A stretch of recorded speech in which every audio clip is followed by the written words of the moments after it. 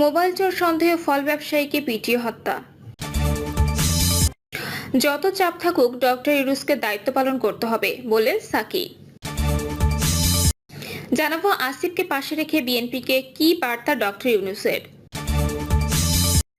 এবং সর্বশেষ জানাবো প্রধান উপদেষ্টা গ্রহণযোগ্য নির্বাচন দিতে চান। শুনছিলেন সংবাদ শিরোনাম, এবারে বিস্তারিত। যত চাপ থাকুক ডক্টর ইউনূসকে দায়িত্ব পালন করতে হবে বলেন সাকি।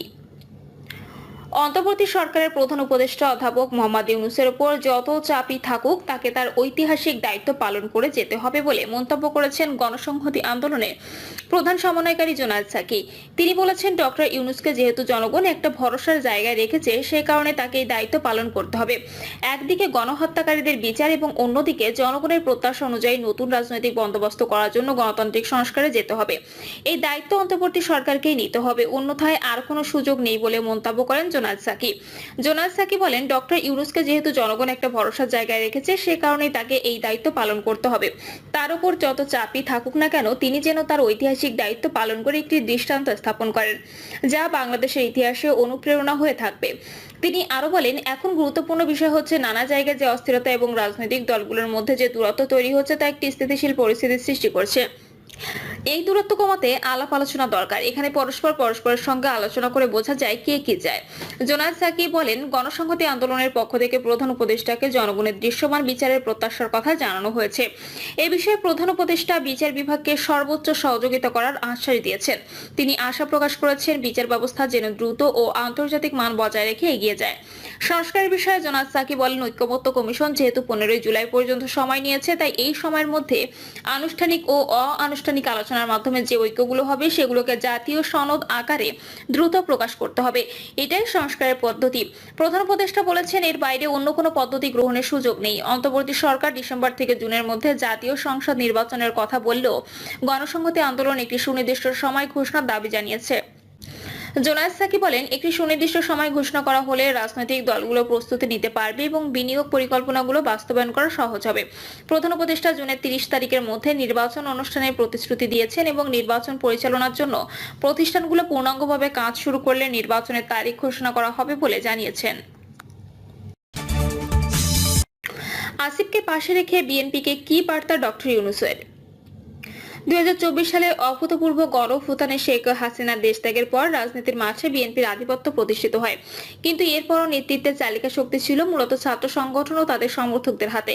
কিন্তু সম্প্রতি সেনা প্রধানের বক্তব্য, ইশরাকের মেয়র ইস্যুতে যমুনা ঘেরাও ও ছাত্রদল নেতা শাহ হত্যার প্রতিবাদে ছাত্রদের কঠোর অবস্থানের পর দৃশ্যপটে রীতিমতো ঝড় বইতে দেখা যায়, এমনকি পদত্যাগের গুঞ্জন ওঠে প্রধান উপদেষ্টার।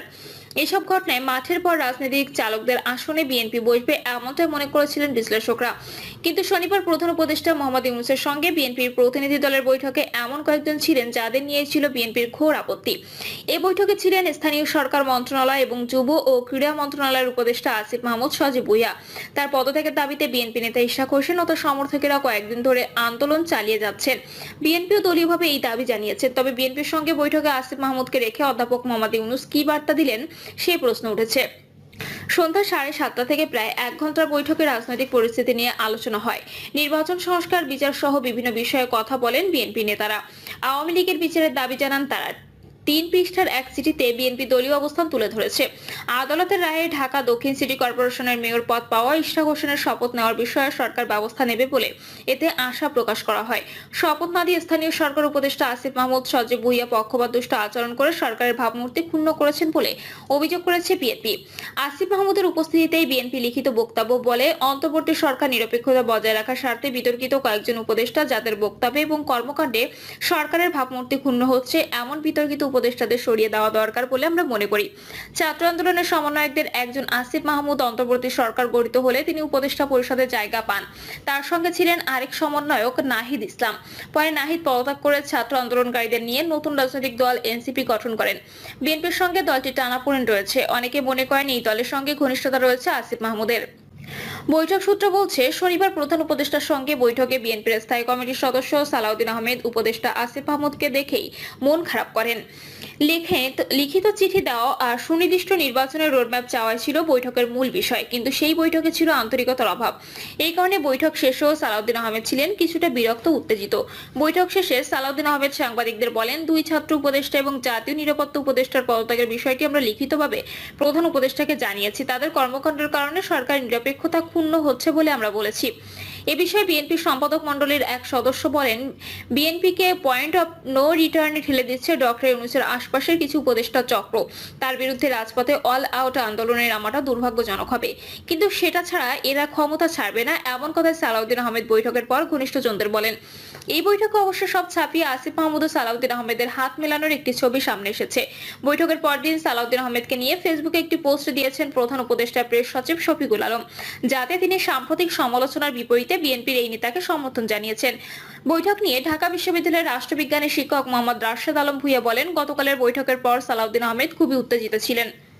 সারা দেশের মানুষ টিভিতে এটি দেখেছেন। সিনিয়র নেতাদের সামনে তার কথাবার্তা অনেকটা অশোভন ছিল। তিনি হয়তো বৈঠকের ফল নিয়ে সন্দিহান ছিলেন, এজন্যই এমনটি করেছেন। তিনি বলেন, অধ্যাপক ইউনূস বারবার বলেন ছাত্ররা তাকে নিয়োগ দিয়েছে। ছাত্ররা না থাকলে এই সরকারের ভ্যালিড গ্রাউন্ডও থাকে না। তারাই তো গণ অভ্যুত্থানের নেতা। ছাত্রদের বিরুদ্ধে যেসব অভিযোগ আসছে সেগুলো দুর্ভাগ্যজনক, কিন্তু তাদের জন্য একবারে বাদ দেওয়া যাবে না। এই শিক্ষক বলেন, বিএনপিকে এখন এগোতে হবে জ্যেষ্ঠ নেতাদের নিয়ে। বিএনপি চেয়ারপারসন খালেদা জিয়ার মতো সহনশীল হতে হবে, তা না হলে এমন অবস্থায় সবচেয়ে বেশি সুবিধা নেবে জামায়াত। রাজনীতি বিশ্লেষক ও ঢাকা বিশ্ববিদ্যালয়ের রাষ্ট্রবিজ্ঞান বিভাগের সাবেক চেয়ারম্যান নুরুল আমিন ব্যাপারী বলেন, এখন উপদেষ্টাদের পদত্যাগের বিষয়টি সামনে আনা উচিত নয়। কালকের বৈঠক ছিল অনেক তাৎপর্যপূর্ণ, তার আগে সরকারের বিবৃতিও ছিল অনেক কঠোর এবং উদ্বেগের। তিনি বলেন, অধ্যাপক ইউনূস ডিসেম্বরে নির্বাচন দেবেন না। বিএনপিরও এখন এটি বোঝা উচিত, জানুয়ারি থেকে জুনের মধ্যে যাতে জাতীয় নির্বাচন আদায় করে নেওয়া যায় সে বিষয়ে বিএনপির কৌশলী হতে হবে। অধ্যাপক ইউনূস চালাক মানুষ, তার গতকালের বৈঠকও অনেক কিছু ইঙ্গিত দেয়। তাকে কেউ ভুল বোঝাবে তা মনে হয় তিনি নিজেই ভালো বোঝেন। প্রধান উপদেষ্টা গ্রহণযোগ্য নির্বাচন দিতে চান।